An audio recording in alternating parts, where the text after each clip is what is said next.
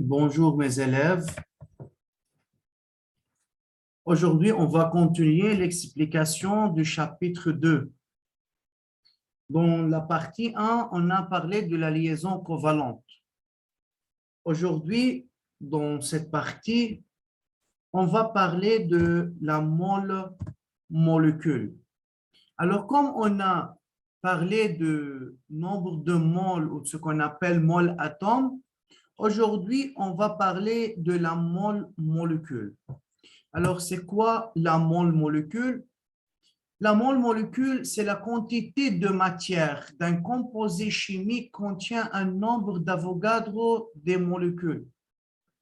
Alors, monsieur, la mole-molécule, c'est-à-dire, c'est une abréviation où cette mole-molécule contient un certain nombre de molécules. Ce nombre de molécules, on l'appelle un nombre d'Avogadro des molécules. Regardez l'exemple. Si on va dire une mole de HCl, une mole de la molécule HCl, c'est-à-dire contient nombre d'Avogadro molécules de HCl. Il contient un certain nombre. Ce nombre, c'est 6,023 fois 10, 23 molécules. Alors, chaque mole de cette molécule HCl contient un nombre 6,023 fois 10 exposant 23 molécules de HCl. Je pense que vous avez déjà compris la mole atome. Alors maintenant, c'est plus facile de bien comprendre c'est quoi la molécule. De même, un mole de HCl contient ce nombre de molécules de HCl. Alors, cette mole possède une masse, on appelle masse molaire d'une molécule. Lorsqu'on a un atome, on donne la masse molaire de l'atome. Dans le cas d'une molécule, comment peut-on calculer la masse molaire d'une molécule? Laissons-nous parler de la masse molaire d'une molécule. Si on a une molécule, la masse molaire, c'est la masse d'une molécule d'un composé. Masse molaire, donc c'est la masse d'une mole de cette molécule. Dans le cas d'une molécule, un composé ionique, un composé, la masse molaire est égale à la somme des masses atomiques des éléments qui constituent la molécule exprimée en grammes par mole. C'est-à-dire quoi, monsieur? C'est la somme de masse molaire de chaque élément. Regardez l'exemple 1 pour la molécule HCl.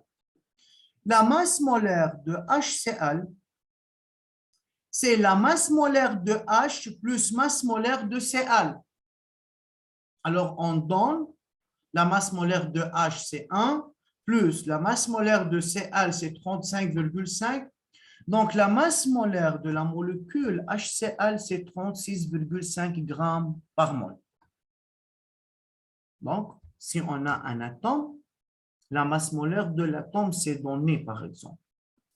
Dans le cas d'une molécule, pour trouver la masse molaire d'une molécule, on fait la somme de masse molaire de chaque élément qui constitue la molécule. Autre exemple pour HNO3. Comment peut-on calculer la masse molaire de HNO3? C'est très facile. C'est la masse molaire de H plus masse molaire de N plus 3 masse molaire de O. Pourquoi 3? Car dans la molécule HNO3, il y a 3 oxygènes. C'est-à-dire, il faut multiplier la masse molaire d'oxygène par 3. On remplace chaque terme par sa valeur, chaque masse molaire par sa valeur. Alors, la masse molaire de HNO3, c'est 63 grammes par mol. Donc, faites attention, dans une molécule, pour trouver la masse molaire d'une molécule, il faut faire la somme de masse molaire de chaque élément. Et s'il y a plusieurs atomes de chaque élément, on multiplie le nombre d'atomes par la masse molaire de cet atome. Pour cette écriture, troisième exemple, on a Al2SO4 3 fois.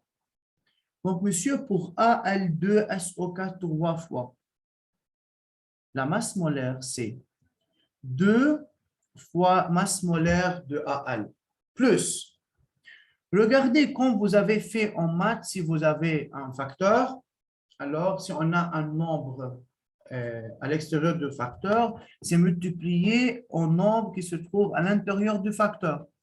Donc, regardez ici, le 3, c'est multiplié par SO4, donc plus 3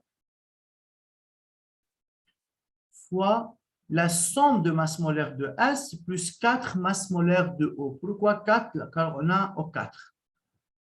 On remplace chaque terme par sa valeur, donc c'est 2 fois 27 plus 3 facteur 32 plus 4 fois 16. J'écris fois, c'est virgule. Donc, la masse molaire de Al2 SO4 3 fois, c'est 342 grammes par mol. Je pense, d'après ces trois exemples, maintenant, vous pouvez bien calculer la masse molaire d'une molécule. Donc, pour une molécule, où la molécule correspond à un nombre d'Avogadro de molécules, et pèse une masse molaire de la molécule. Et aujourd'hui, on a expliqué comment peut-on calculer la masse molaire d'une molécule. Regardez cet exemple. Une molécule de HNO3 contient le nombre d'Avogadro de molécules et pèse 63 grammes. C'est-à-dire, le 63 qu'on a trouvé, c'est la masse molaire. Regardez ici. C'est la masse molaire de HNO3. Donc, une mole de HNO3 pèse la masse molaire d'une molécule. Alors, c'est 63 grammes pour une mole. La masse molaire d'une molécule de CO2 est 40 grammes pour une mole et contient ce nombre d'Avogadro de molécules, 6,023 fois 10 exposant 23 molécules. 6,023 fois 10 exposant 23 molécules de H2 représente une molécule.